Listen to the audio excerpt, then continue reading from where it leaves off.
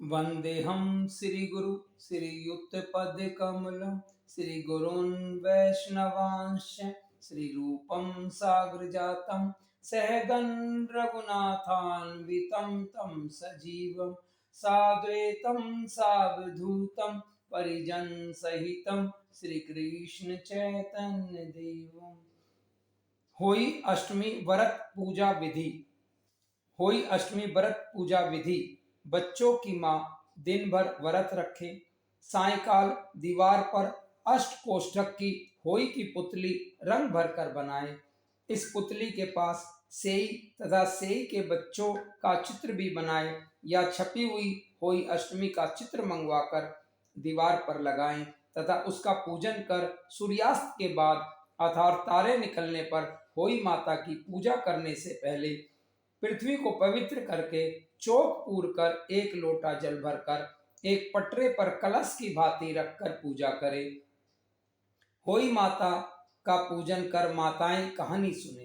पूजा के लिए माताएं पहले से एक चांदी की होई बनाएं जिसे स्याऊ कहते हैं और उसमें चांदी के 2 दाने मोती डलवा ले। जिस प्रकार गले के हार में पेंडल लगा होता है उसी की तरह चांदी की होई डलवा लें और डोरे में चांदी के दाने डलवा लें।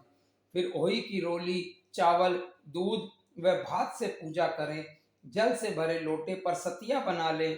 एक कटोरी में हलवा तथा रुपए बायना निकाल कर रख लें और 7 दाने गेहूं लेकर होई स्याऊ की माला लेकर सुने। कहानी सुनने के बाद होई स्याऊ की माला गले में पहन लें।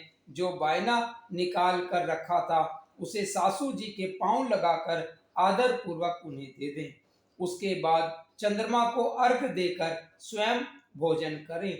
दीपावली के बाद किसी शुभ दिन होई को गले से उतारकर उसका गुड़ से भोग लगाएं और जल के छींटे देकर मस्तक झुकाकर रख दें।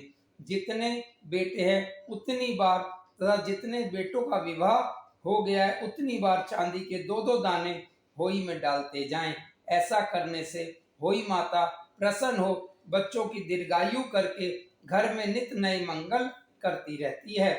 इस दिन पंडितों को पेठा दान करने से शुभ फल की प्राप्ति होती है।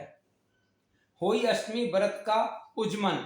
जिस स्त्री को बेटा हुआ हो अथवा बेटे का विवाह हुआ हो तो उसे होई माता का उजमन करना चाहिए। एक थाली में 8 जगह 4-4 पूड़ियां रखकर उन पर थोड़ा थोड़ा हलवा रखें। इसके साथ ही एक साड़ी ब्लाउज उस पर सामर्थ्य अनुसार रुपए रखकर थाली के चारों ओर हाथ फेरकर श्रद्धा पूर्वक सासू जी के पांव लगवाकर वह सभी सामान सासू जी को दे दें। साड़ी ब्लाउज तथा रुपए सासू जी अपने पास रख लें तथा हलवा पूरी का बायना बांट दे। बहन बेटी के यहाँ भी बायना भेजना चाहिए। होई अष्टमी की व्रत कथा। एक साहूकार था जिसके 7 बेटे थे, 7 बहुएं तथा एक बेटी थी। दिवाली से पहले कार्तिक बदी अष्टमी का 7 बहुएं अपनी इकलौती ननंद के साथ जंगल में मिट्टी खोद रही थी। वहीं स्याऊ सेई की मांद थी। मिट्टी खोदते समय ननंद के हाथ से सेई का बच्चा मर गया। स्याऊ माता बोली कि मैं तेरी कोख बांधूंगी। तब ननंद अपनी 7 भाभियों से बोली कि तुम में से मेरे कोख के बदले कौन कोख बंधवाएगा। तभी सभी बहुओं ने कोख बंधवाने से इनकार कर दिया, परंतु छोटी भाभी सोचने लगी कि यदि मैं कोख नहीं बंधवाऊंगी तो सासू नाराज होगी। ऐसा विचार कर ननंद के बदले में छोटी भाभी ने अपनी कोख बंधवा ली। इसके बाद जब उससे जो लड़का होता तो 7 दिन बाद मर जाता। एक दिन उसने पंडित को बुलवाकर पूछा कि मेरी संतान 7वें दिन क्यों मर जाती है। तब पंडित ने कहा कि तुम सुरही गाय की पूजा करो। काली गाय स्याहू माता की भाईली है, वह तेरी कोख छोड़े तब तेरा बच्चा जिएगा। इसके बाद से वह बहू प्रातः काल उठकर चुपचाप काली गाय के नीचे सफाई आदि कर जाती है। गौ माता बोली कि आजकल कौन मेरी सेवा कर रहा है, सो आज देखूंगी। गौ माता खूब तड़के उठी क्या देखती है कि एक साहूकार के बेटे की बहू उसके नीचे सफाई आदि कर रही है। गौ माता उससे बोली, मैं तेरी सेवा से प्रसन्न हूँ, इच्छा अनुसार जो चाहे वर मांग लो। तब साहूकार की बहू बोली कि स्याहू माता, तुम्हारी भाईली है और उसने मेरी कोख बांध रखी है, सो मेरी कोख खुलवा दो। गौ माता ने कहा, अच्छा। अब तो गौ माता 7 समुद्र पार अपनी भाईली के पास उसको लेकर चली। रास्ते में कड़ी धूप थी, सो वो दोनों एक पेड़ के नीचे गई। थोड़ी देर में एक सांप आया और उसी पेड़ पर गरुड़ पक्षी का बच्चा था। सांप उसको डसने लगा। तब साहूकार की बहू ने सांप को मार कर ढाल के नीचे दबा दिया और बच्चों को बचा लिया। थोड़ी देर में गरुड़ पक्षी आई, जो वहां खून पड़ा देखकर साहूकार की बहू को चोंच मारने लगी। तब साहूकारनी बोली कि मैंने तेरे बच्चों को नहीं मारा, बल्कि सांप तेरे बच्चे को डसने आया था, मैंने तो उससे तेरे बच्चे की रक्षा की है। यह सुनकर गरुड़ पक्षी बोली कि मांग तू क्या मांगती है। वह बोली, 7 समुद्र पर स्याऊ माता के पास पहुंचा दे। गरुड़ पंखनी ने दोनों को अपनी पीठ पर बिठाकर स्याऊ माता के पास पहुंचा दिया। स्याऊ माता उन्हें देखकर बोली कि बहन बहुत दिनों में आई।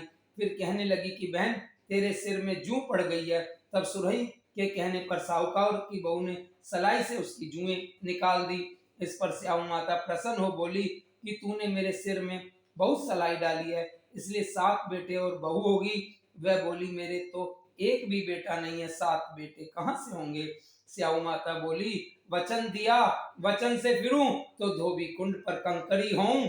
जब साहूकार की बहू बोली, मेरी कोख तो तुम्हारे पास बंद पड़ी है। यह सुनकर स्याऊ माता बोली, तूने मुझे बहुत ठग लिया, मैं तेरी कोख खोलती तो नहीं, परंतु अब खोलनी पड़ेगी। जा, तेरे घर में तुझे 7 बेटे और 7 बहुएं मिलेगी। तू जाकर उजमन करियो, 7 होई बनाकर 7 कढ़ाई करियो। यह लौटकर घर आई तो देखा 7 बेटे 7 बहुएं बैठी है। वह खुश हो गई। उसने 7 होई बनाई, 7 उजमन किए तथा 7 कढ़ाई की। रात्रि के समय जेठानियां आपस में कहने लगी कि जल्दी जल्दी नहाकर पूजा कर लो, कहीं छोटी बच्चों को याद करके रोने लगे। थोड़ी देर में उन्होंने अपने बच्चों से कहा, अपनी चाची के घर जाकर देखाओ कि आज अभी तक रोई क्यों नहीं।